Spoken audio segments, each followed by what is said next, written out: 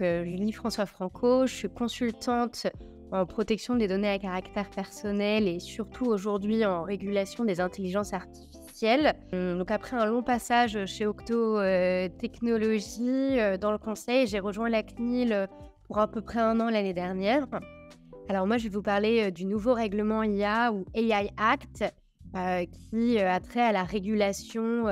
des intelligences artificielles et à leur mise sur le marché européen. On le compare souvent et à tort au RGPD, alors qu'en fait, les logiques sont très différentes entre ces deux textes. Le RGPD, c'est vraiment un texte qui va avoir trait aux principes, alors que là, le RIA, on va vraiment réfléchir en droit de la concurrence beaucoup plus et sur la mise sur le marché. C'est-à-dire que c'est vraiment un règlement qui vient poser des règles unifiées pour le marché, pour la mise donc, sur le marché européen de modèles d'intelligence artificielle avec le scénario choisi par la Commission qui est de réfléchir par les risques. Donc on va avoir une pyramide et il va falloir pour les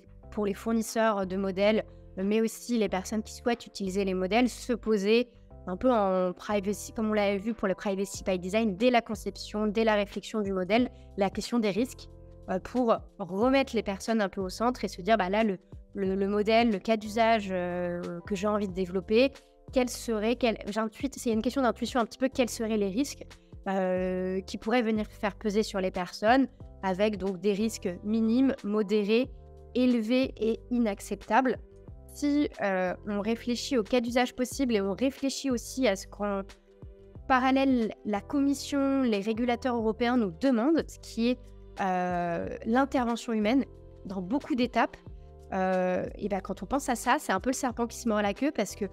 l'IA, c'est aussi des apports en termes de gain de temps sur des tâches souvent administratives ou à faible valeur ajoutée. Mais si en parallèle, le régulateur nous demande d'ajouter de la supervision humaine à chaque étape, en fait, ce gain de temps, on le perd.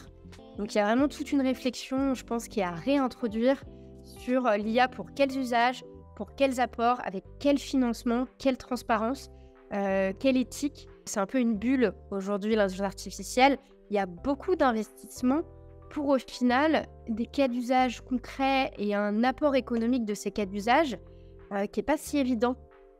On manque de vulgarisation, surtout sur les aspects juridiques, et ça dépossède les gens, alors qu'en fait, justement, il faudrait qu'on puisse